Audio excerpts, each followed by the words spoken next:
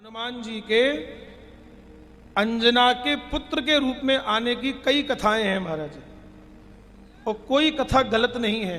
कल्प भेद के हिसाब से, समय समय के हिसाब से सारी कथाएं सही हैं महाराज। ये कल्पों का भेद हो जाता है, इसलिए किसी कल्प में कोई बात प्रख्यात हो गई, किसी कल्प में कोई बात प्रसिद्ध हो गई ना।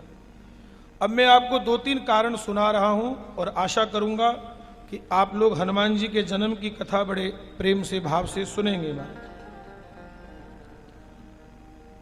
बोले शास्त्रों में शिव पुराण में जो कथा आई है महाराज, अब शिव पुराण की कथा सुना रहा हूं आपको। शिव पुराण में हनुमान जी के अवतरण की कथा बड़े विस्तार से आई है महाराज, कि अपने एकादश रुद्र के रूप में श्री शंकर ही हनुमान बन करके आए हैं महाराज। अब वो किस रूप में आए, शिव पुराण में क्या लिखा है? शिव पुराण के हिसाब से बता रहे हैं कि एक बार भगवान शिव ने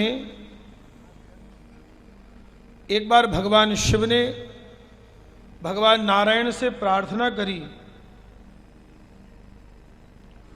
कि देवताओं और दैत्यों में अमृत वितरण के लिए प्रभु आपने मोहिनी रूप धारण किया था। जब दैत्यों ने और देवताओं ने मिलकर के समुद्र का मंथन किया, तो प्रभु आपने मोहिनी रूप धारण किया था। यह सुनकर भगवान शिव कहते, प्रभु मैं उस स्वरूप को देखना चाहता हूं, मैं पुनः उसका दर्शन करना चाहता हूं। भगवान नारायण ने कहा कि अरे तुम बाबा जी हो, उसको देख करके क्या करोगे?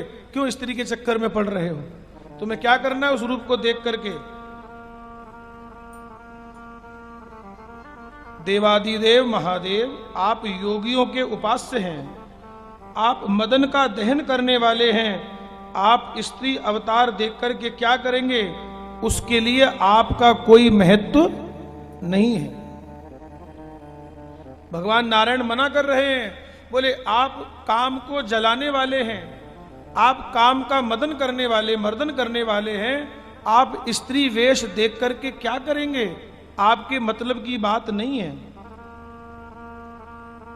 पर प्रभु मैं उस अवतार के दर्शन से वंचित रहना नहीं चाहता। तो शंकर जी ने आग्रह किया कि कृपा मुझे उस मोहिनी स्वरूप के दर्शन करा दो, मुझे उस मोहिनी रूप के दर्शन करवा दो। तो तथास्तु कह करके भगवान नारायण वहां से अंतर ध्यान हो गए और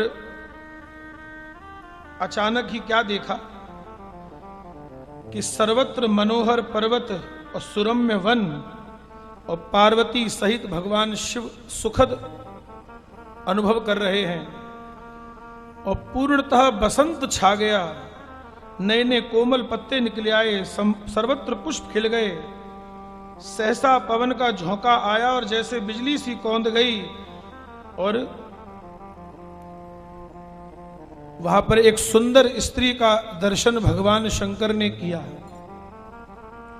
और पवन के झोंके से उस स्त्री का वक्ष स्थल का कपड़ा भी हट गया महाराज। और उस स्वरूप को देख करके शंकर जी बड़े मोहित हो गए महाराज। काम को जलाने वाले उस स्त्री पर मोहित हो गए। अब वो आगे आगे स्त्री भागे और पीछे पीछे शंकर जी भागे महाराज, और दौड़ करके मोहिनी के कर का स्पर्श कर लिया। प्रज्वलित अग्नि में जैसे मानो घी पड़ गया हो महाराज। शंकर जी तो उत्तेजित हो ही रहे थे, बेसुध हो चुके थे, और उसके स्पर्श ने मानो आहुति का काम कर दिया, घृत आहुति का काम कर दिया महाराज। और करुणा निधान इसके बाद शिव पुराण कहता है वो कामारी, काम को जलाने वाले उस स्त्री के स्वरूप में ऐसे मोहित हो गए कि उनका महाराज रेतस स्खलित हो गया नारायण।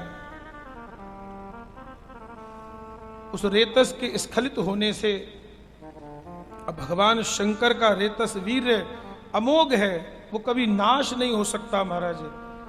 उस पवन देव ने उस भगवान शंकर के उस रेतस को एक पत्ते में, एक डोने में रख लिया महाराज, और भगवान शिव के आदेश से उसी रेतस को माता अंजना के गर्भ में प्रस्थापित कर दिया, और उसी शंकर जी के रेतस से अंजना के गर्भ में साक्षात श्री हनुमान जी महाराज का प्राकट्य हुआ।